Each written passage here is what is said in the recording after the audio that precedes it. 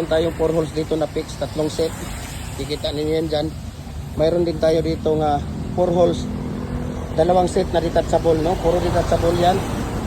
3.5 mm yung steel plate na ginagamit natin din. Lifetime use na po ito. Napakagaling. We can ship nationwide, Luzon, Visayas, Mindanao, kahit saan sulok mo kayo ng mundo. Kaya ngaputin ang ating cargo. Ayan. Yan. So ating ilagay na ito sa ano natin. Ayan. Okay. Dadalhin na to doon. Ayan. Diba? Ayan,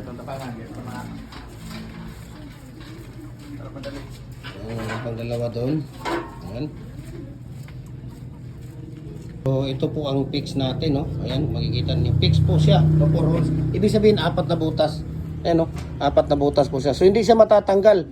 Adjustable din siya, no? Lifetime use na po ito dahil 3.5 to 4 mm po yung ginagamit natin dito na steel plate. Ayan, no?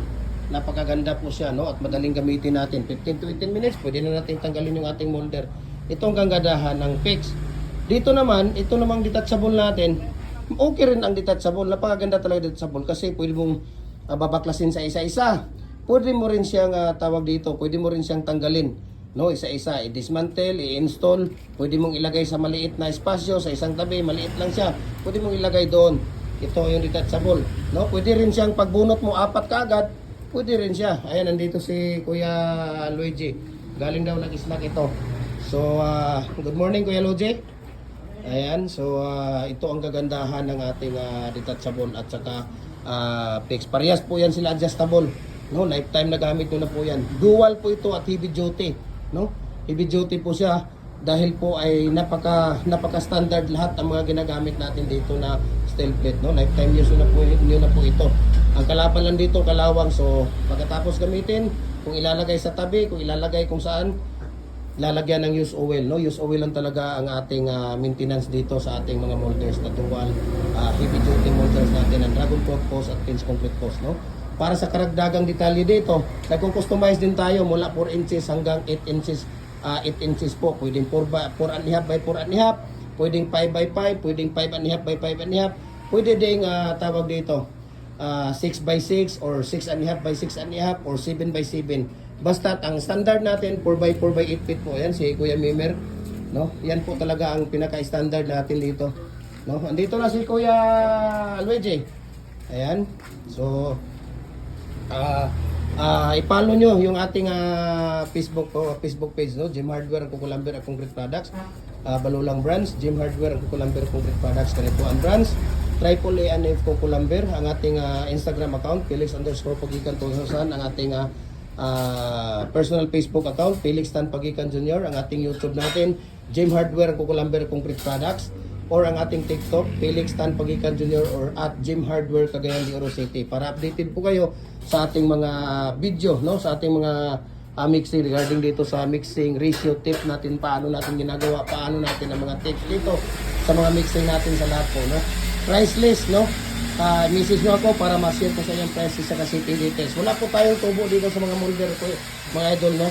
Hindi po tayo nagpapatubo dito. Sa halip, kayo pa po ay nakakapag-discount dahil nga mababa lang ang bigay ni Kuya Mimer sa atin dito, no? Dito lang po yan sa Cagayan de Oro, no? Walang iba ang gumagawa ng molder ng mga original dito, especially sa mga bricks, hollow blocks, decorative, RCBC type culvert natin, TP na manok, baluster, lahat po ng mga concrete products, no? We can customize them according to your needs, no? Mayroon lang kayong drawing details lahat at we can customize, okay? So ano pang hinihintay ninyo, message nyo ako, share ko sa yung price sa shipping details dito. Ayan, so ito nga, makikita niyo ito RCPC pipe natin, no? 24 inches, yan po ang outer natin. Ito naman yung inner natin, nandoon yung lock ring, top ring at saka shoes ng ating 24 inches na tawag dito. Ayan, ito makikita ninyo yan dyan. Ayan. So hinihintay natin, no? At ito po ay ipapadala na natin ito. Ayan, so ipapadala na natin ito sa tawag dito.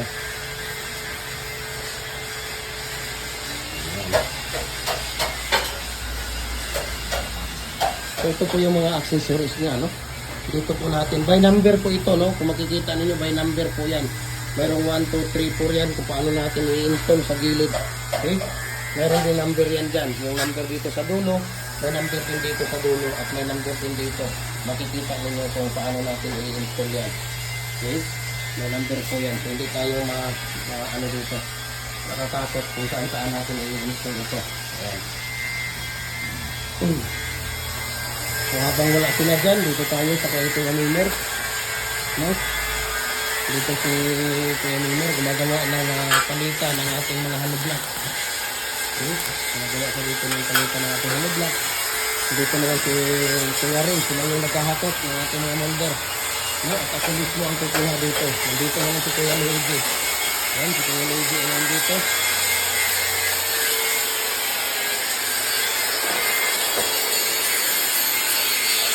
Ayan. Ito lang ginagawa ni Kuya Luigi dito. Palitan ng hollow block ang ginagawa niya dito. So, balik tayo doon. Dahil malapit na silang darating. At ito pala, mayroon mga repair dito, double at saka number 5. Ayan.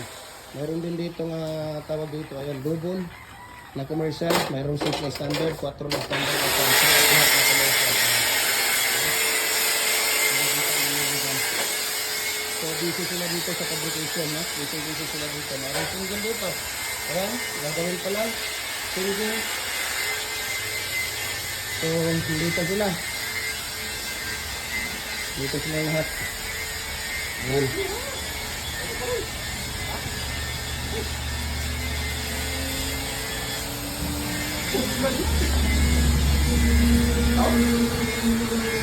Kabago-bago lang nag-snack, kai-snack lang, tapos walang ano ba yan? Oh, grabe naman yun. So, yan po ang ating fix. Ayan. So, fix po yan na 4 holes, no? Op, dito banda. Ano yun dito? Ayan. Fix po yan natin na 4 holes. So, ito yung pagkakaiba nila, no? Ayan, no? Ito ay detachable at ito naman ay fix. Ang detachable, kagandahan dito, pwede mong mababaklas sa isa-isa. Pwede mong i-install, pwede mong i-dismantle, pwede mong itabi sa isang gilid lang, no? Yan po ang pagkakaiba ng tawag dito. Standard at saka fix at saka detachable. Okay, yan ang pagkakaiba nila. Ayan o, kitang-kita nyo naman yan doon. Diba?